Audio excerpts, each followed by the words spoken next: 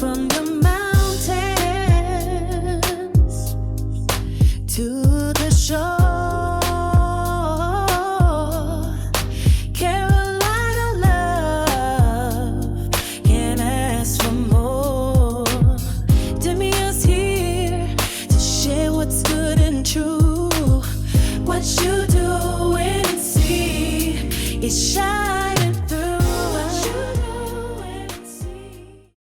Hello, everyone. This is Demia Avery with Whatchu Doin North Carolina. Now, look, today we're joined by two incredible creatives whose stories blend hip hop history, filmmaking, and real community life. Our first guest is a true pioneer, part of a group that helped launch the legendary Native Tongues movement and made history with one of their major hip house hits, I'll House You. From world tours and classic albums to building a new life as a tradesman here in North Carolina, he continues to inspire through both music and community. And our second guest is a talented filmmaker and tradesman who previous documentary Black Beach, White Beach made waves at film festivals for its honest look at race, culture, and community. His storytelling shines a light on real people and real experiences, including the journey behind their new film. Please welcome Mike G of the Jungle Brothers and filmmaker Rick Kelly. Welcome. Hey, how's it going? It's going pretty good. You guys doing all right? Yeah, that was an amazing intro. I need to take you on the road. My pleasure. I am honored to have you guys here. So I'm gonna, in order to not take all day, because I probably could talk to you guys all day long because I talk a lot, but I'm gonna kind of go back and forth with you guys, if you don't mind. So first, Mike, Mike G, when you look back at the early Jungle Brothers days, what hmm moment still feels like surreal to you, like something young Mike would have never believed? Wow, young Mike would never believe that I'd still be doing it now, right? Yeah. But just like the same joy seeing live hip hop and performing live.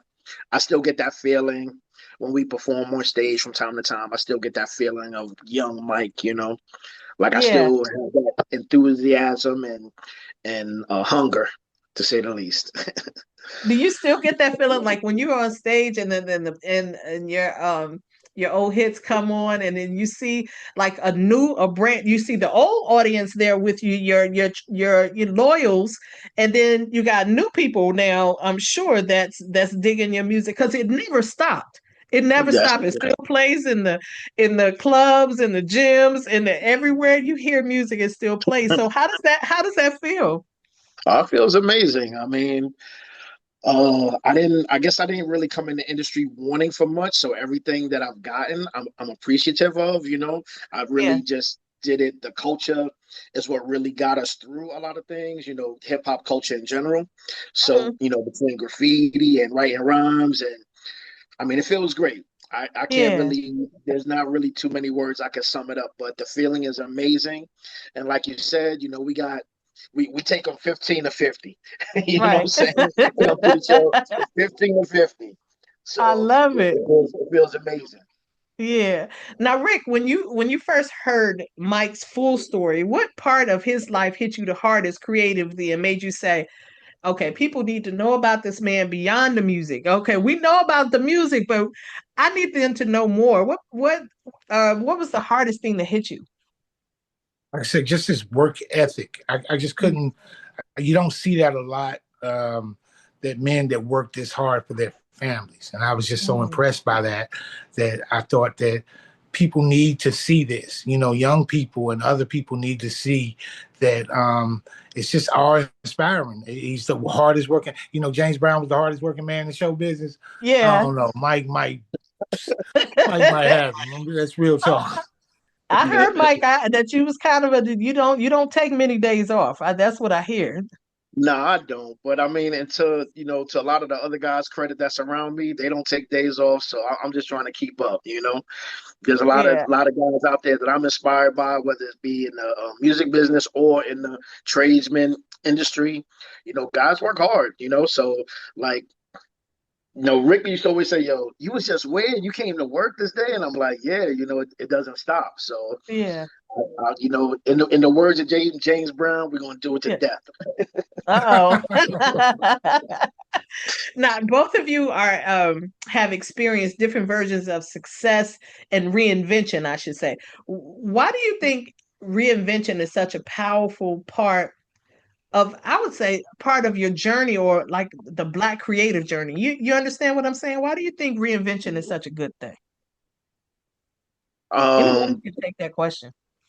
okay, I'll start. So, I think reinvention is important because you're always learning. So, Hmm. your reinvention is really about your what you've absorbed up until that point and how you plan to take the next step. You Mm. know, so you see some people, you feel like they go through life the same old this, same old that, but we all learn something new. I mean, I came to North Carolina 20 years ago, 20 some odd years ago. I didn't really think I was gonna. I didn't really think I'd go this far. I didn't see the future. I knew that my dad was telling me, no, get into the trades. If Yeah. the music is slow, but if you get into the trade, it's gonna last forever. So I Mm. took that and I ran with it. You know what I mean? Yeah. And look at me now. It's like, wow. When I got in, I was like, I'm not going to be a helper forever. Yeah. I started moving up. I was like, I'm going to get my license. Okay. Mm. I'm gonna start a company, So it's like, but it all took the things that I learned through the way, even watching guys like Rick, how he was doing his business on the side, other Right. guys that we work with in the field, and then just watching the music industry people. Mm. To be honest, I really learned more about business Yeah. through plumbing business. That's interesting. Now, I want both of you, because I'm really interested to know, both of you, how in the world you got into all of this. But going back to what we were talking about, that like the reinvention and stuff, I heard one day, and this like struck me really hard, and I never forgot it, that the different areas in your life requires a different you. And I truly believe that, because what you used to believe before, it ain't the same way. It ain't the same way now. How you thought about things before is not the same way that you feel now. So sometimes you have to just kind of reinvent yourself just to keep up with how you are now. You know what I mean? Hmm. Hmm. Cool. So let's get into this trade. Now, of course, this is a question for both of you. So, as I understand it, both of you are tradesmen. You're both plumbers. Is that correct? Yes. Yeah. Now, how in the world did that happen? I mean, did you just, that is that something that somebody said you need to go ahead and you try this, or is it something that you actually was always interested in? Both of you can answer that if you'd like. Well, with me, I got an interesting story to path to plumbing. I was I was working, I was doing other things, but I wasn't doing the right things, and I needed to call a plumber. And he came out at like 3, 4 in the morning because of an accident in this apartment I had, and I didn't want to wait on the landlord or anybody. I called Roto-Rooter at like 4 in the morning, and when he Yeah. came out, he charged me. He was there for about 30 minutes, 45 minutes. He charged me like $500. See, you was like, And okay, I this knew sounds like, what you do again? I'm in the wrong game. So I had to switch it up. And I said that, I really had to look into the path of plumbing. Yeah. So that's what got me in plumbing. Just having to pay a plumber once and saying, man, maybe I'm doing something wrong and I should look into this. And that's where we at. Wow. Wow. What That's about you, crazy. Mike? Well, like I said, I've been on the road for a while. When I decided to make the journey to move here to North Carolina, my father was working at not my father, my father-in-law. He was working at Wait Tech, and he Mhm. saw that I wasn't really doing much, so he says, "Yo, why don't you come learn, take a trade, learn the trades." So I took heating and air at first, and I got through. I got a little certification, but when I went to go try to get hired, nobody would take me on because I didn't have experience. One Yeah. company called me back. They was trying to start up a plumbing division. They said, "Hey, if you help us out here, we'll move you along." I got in, I caught on fast, and that's kind of it. I caught on fast. They said, "Hey, we're gonna put you in school and all this and that," and I just took it and ran with it. Yeah. Yeah. Yeah. Hmm. Now, question for you, because I know, you know, you go from entertainment to plumbing. So, and then with you, Rick, you have all this creative talent, and we're going to talk more about that, the filmmaking side of you. What would you say that does plumbing teach you some things like some life lessons? You know what I'm saying? Does it teach you like humility to be humble? Does it give you like a sense of community when you do it? What would you say um is a good reason, a good thing for you as to why you do what you do? It gives me a sense of pride. I mean, I ride past some of the buildings here in Durham, and like the police department, just different buildings that I know where every piece of pipe is in that building, Mm. and you just look back and say, man, I did that. Yeah, And yeah, I just get a sense of pride out of it. And then, like I was speak early, like surprising my customers by showing up exactly on time. I have a certain priority as far as for my customers. I take my shoes off as soon as I come in your house.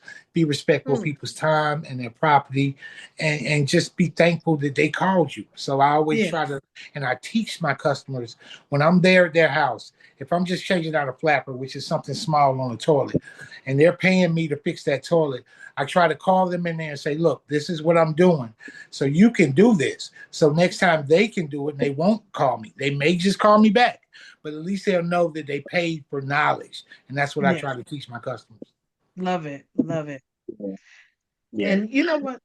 What were you going to say, Mike? I'm sorry. You going to say No, something? same. No, same. I got to double down on what Rick said. I feel the same way when I drive through the communities, Durham, Raleigh, wherever, and I'm like, wow, we worked on this house, we worked on that house, and then Yeah, also like you says, people call you because they're in need, and it's like you almost coming to their rescue, and it feels really good to help. yeah. I love that. I love that.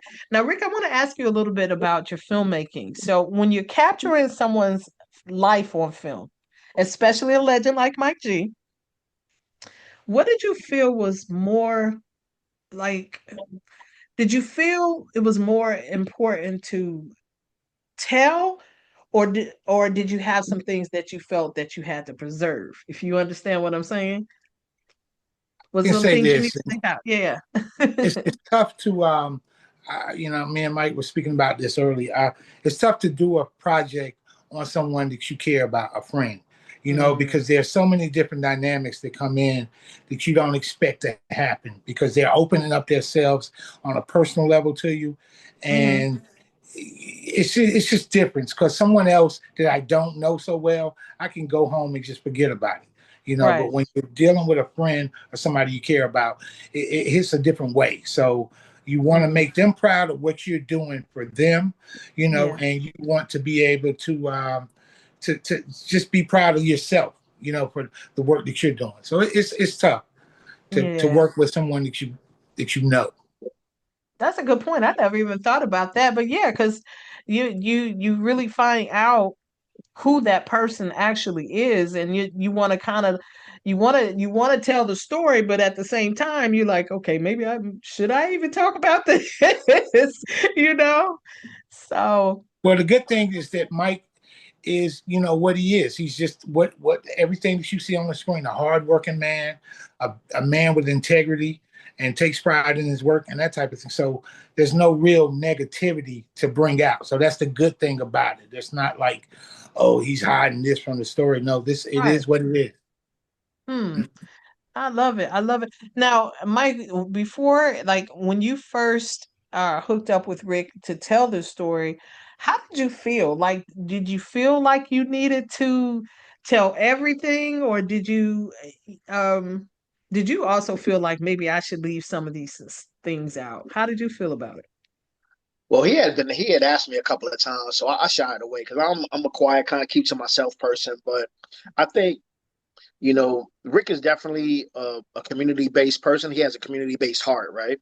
And one of the things that really attracted me to the project and all was like, listen, we need to help shed the light to some of the younger guys out here, younger guys and girls for that matter, about the opportunities that are out here. Because I mean, when I moved here to the Raleigh Durham area like early 2000s, right? Okay. Durham was kind of a hot mess, right? But you see it now; it's changing. Yeah, it's gentrified, but you also see a lot of young people with a lot more purpose. I'm happy to say that I was able to take a couple of young guys. They came and worked with me for short periods of time, and I gave them a different insight. And I think, you know, I want that energy to be portrayed in this film. You know what I'm saying? Yeah. And just opportunities, and not just young people. There's older guys like my age. Maybe been in the industry or just hard on their luck, or not really knowing which corner to turn next. How to reinvent themselves. And Yeah. just want to let them know, yo, there's people need help. The tradesmen, we are here to help. Not Yeah. just plumbers, electricians, HVAC guys. And if people are willing to, if they want to change their lives and help, this is the way to go. Love it. Now, I'm glad you brought up the young people today. Now, what excites you most about what the culture is today, like the hip hop culture? Is there anything that excites you about it? I think the most exciting thing that I see is I just like the way the young people really go after it. So,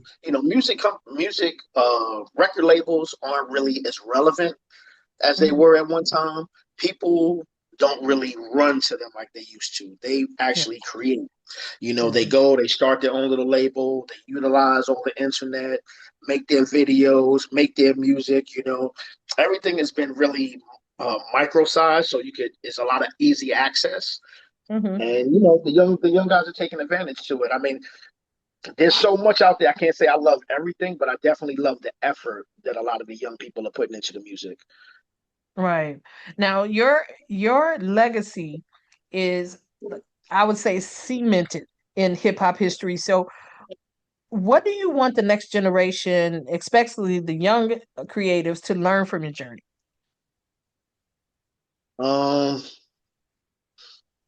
that is you got to give. You know, you Mm. give through your music, you give through good feeling, and just give. You know what I'm saying? Because I feel like Jungle Brothers, our our initiative was really to like be ourselves, Yeah. show. I mean, we all got a little stink in our bag. You know what I'm saying? But for Right. the most Right.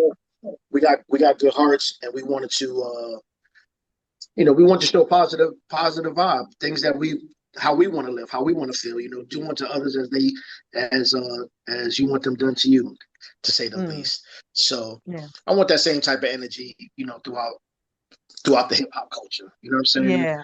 The Yeah. love of the graffiti, the love of the dance, the love of the music, you know what I'm saying? Hmm. Love it.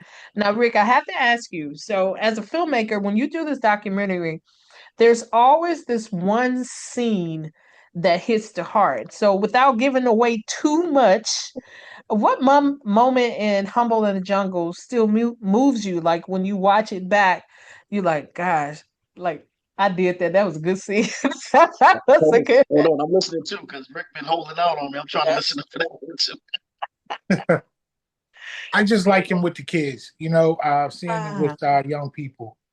There's a yeah. scene where he's working with this young kid in class, and the kid is they're having kind of a rap, not a battle, but they're trading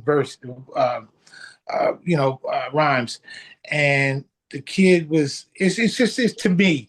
I just remember thinking, wow, Mike's. This is a special moment for this kid, that Hmm. he's with someone. And we're trying to tell him, bring your lyrics down a little bit, the gangster talk, kind of thing. And it was just, but we did it, of course, in a night where he did it in a very nice way, and he talked to Yeah. him and he mentored him. And just seeing that, it just touched my heart. But it was Oh, just a lot of things, a lot of travels we had, meeting yeah. different people's fans and how he interacts with the fans and how much love he gets, especially overseas in Europe. I mean, the Europeans are just crazy about Jungle Brothers, you know, and it's like I just love seeing him with his fans and in his element. It's like he's Superman. He steps into his booth. He's wearing his, you know, regular uniform. Then he steps into his booth and go on stage, and it's like a totally different, you know, character. So that's what Yeah. I love about watching him perform. Awesome, awesome. Now, finally, I have one more question, and then I'm gonna go into something I call a little trivia. I promise it's fun. It's fun. So, before we get into that, Mike, you're doing a live performance right after the question and answering at Bowstring in Wilmington. What can the Wilmington fans expect from your show on November 22nd? And how does it feel bringing the story full circle on stage?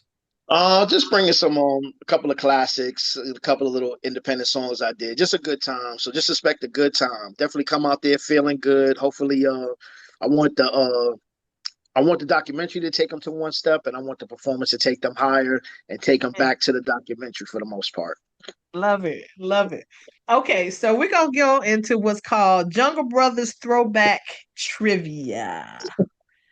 Okay. And they're easy. They should be easy questions, but here we go. So first question is Mike, which Jungle Brothers track was the first to break onto the UK charts? I'll House You or Because I Got It Like That? Oh wow, that's a good one. Because I got it like that. Uh I'll House You. Yeah, yeah. I should have known that. Maybe because I got it like Because that you like more. it like that.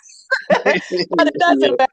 Did y'all know that this song is still playing everywhere? So that Our House You will never ever die. That is yeah. just it just won't go away. Okay.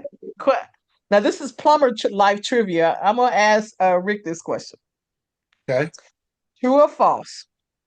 More plumbers have been featured in movies than DJs. Plumbers and oh god.